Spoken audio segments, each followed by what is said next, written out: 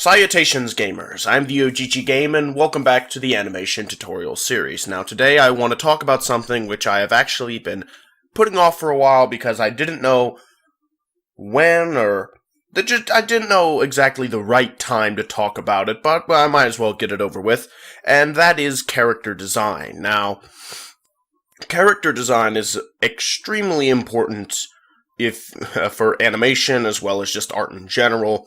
You need to understand how to make interesting looking original characters.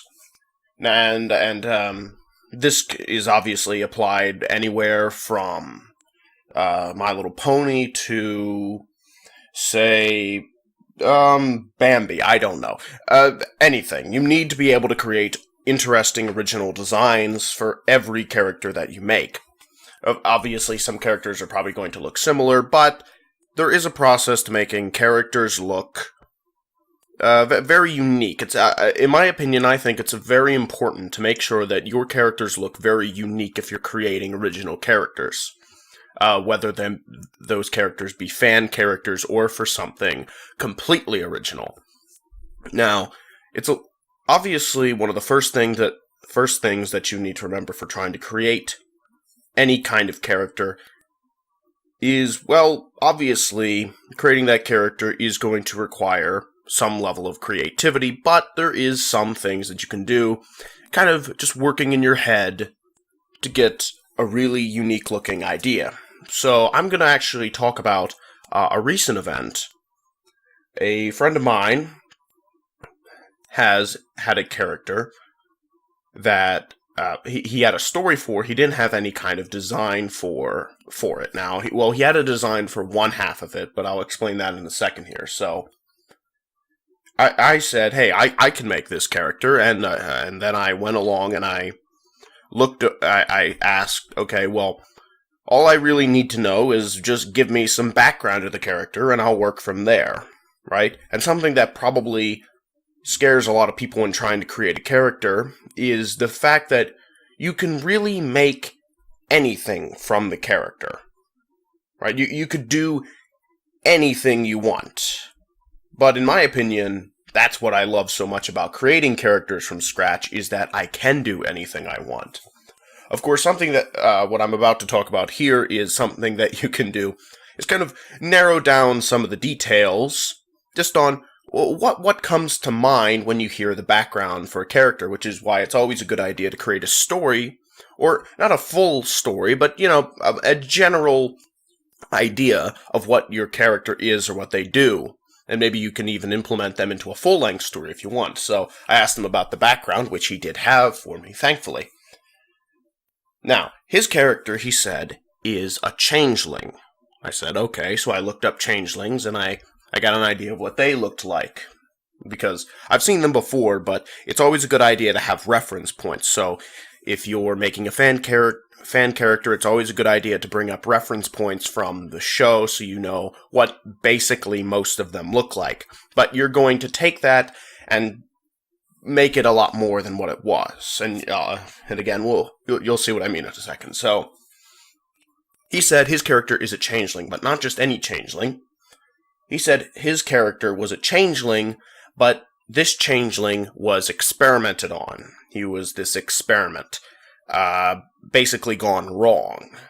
He said, okay, so he was an experiment gone wrong, and he's a changeling, and he disguises himself as an ordinary-looking pony just walking around the streets. I said, okay, and if you want to see, I've already actually made the design for that ordinary-looking pony that walks around, but this, I'm talking about the changeling design, which I thought was really interesting. I got really into this idea.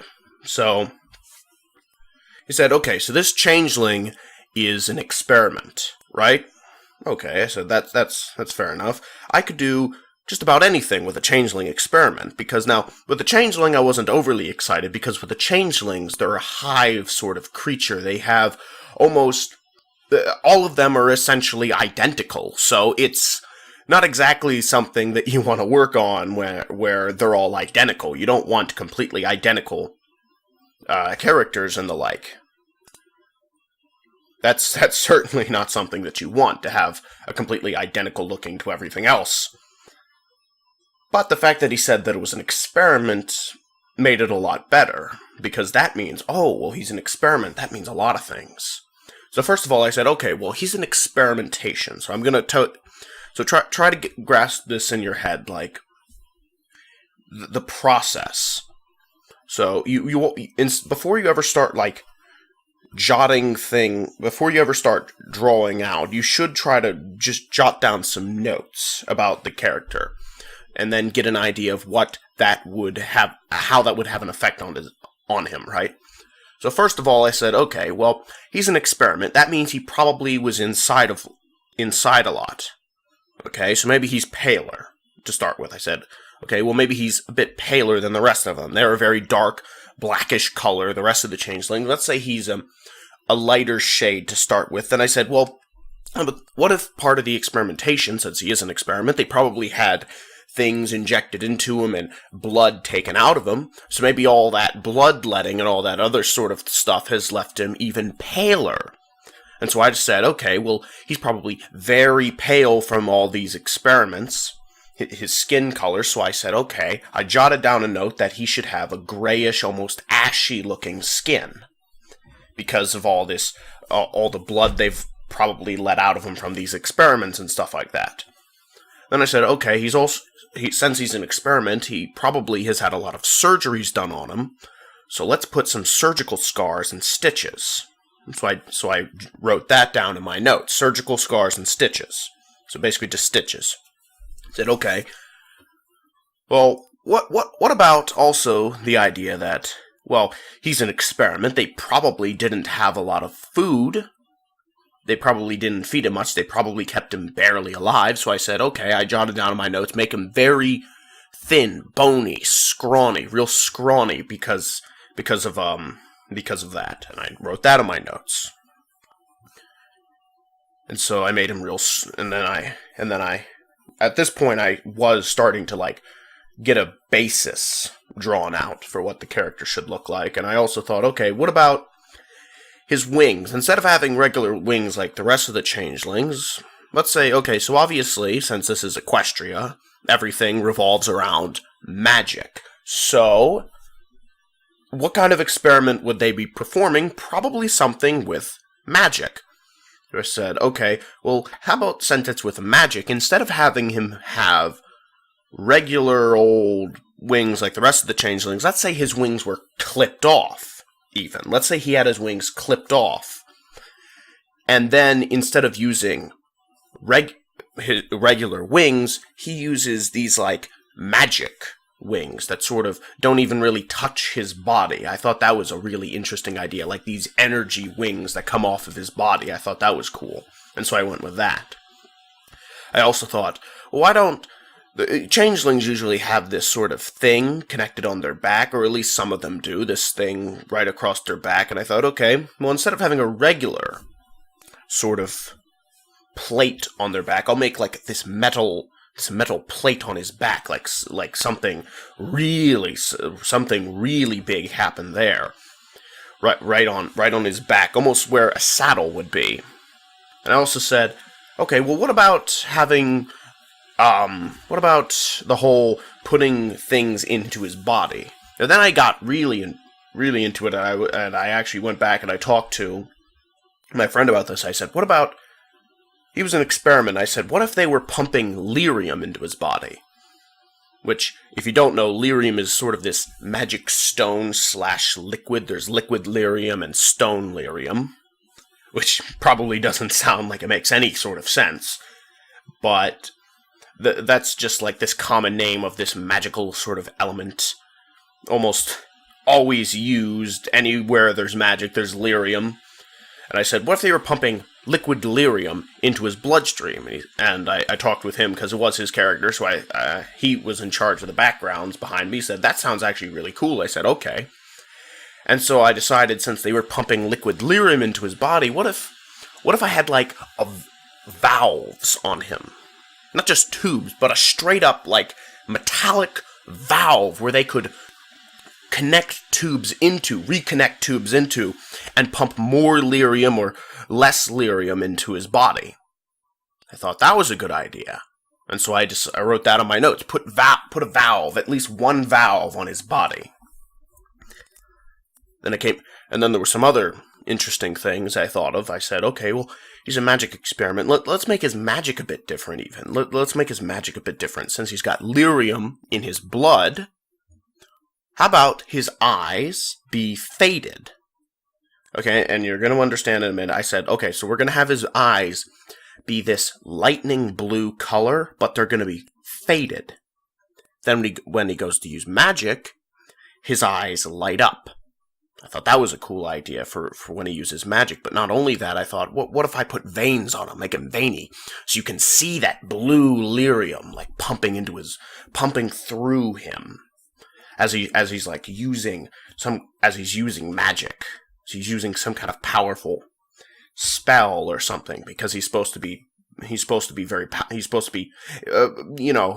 have some pretty arcanic, dangerous magics. Not super dangerous or anything, but he's supposed to be able to use some dangerous magics, because that was part of his experiment, of having the lyrium pumped in his body to make his magic a lot stronger and stuff. And I thought that was a cool idea, right?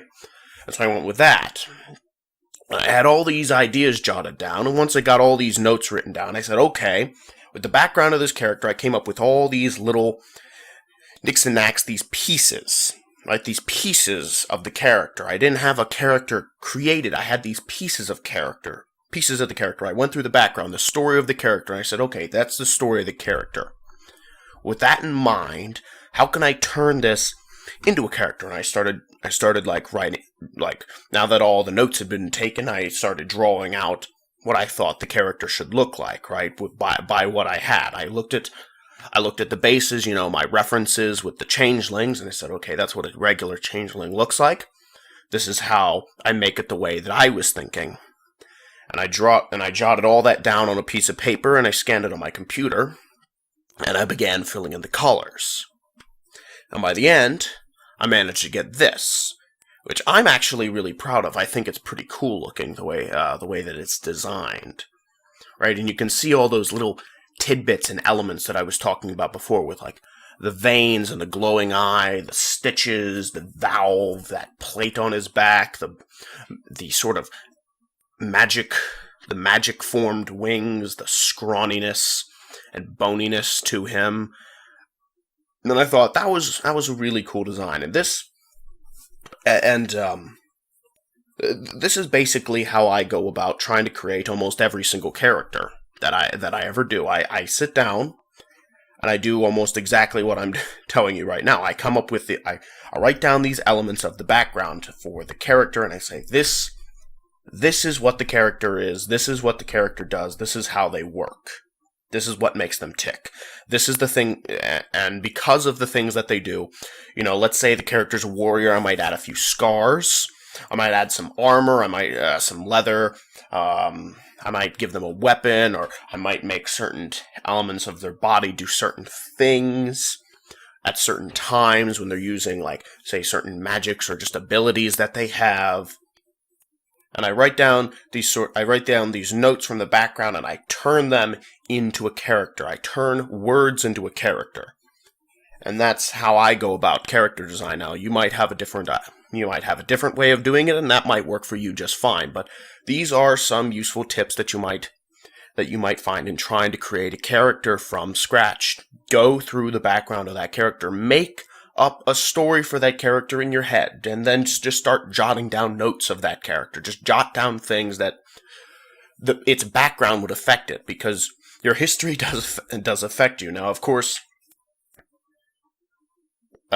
you could just make anything you want. You don't have to do it that way specifically. Just because this guy was an experiment doesn't mean he would look like this. He might look like just an everyday, ordinary changeling, but I like to have these really unique looking, strange, out there kind of designs. It's just my sort of thing, and I hope these tips, these tricks, whatever, were helpful. Anyway, so, if you liked this episode, make sure to hit like on it. Otherwise, I'll see all of you in the next one. Bye-bye!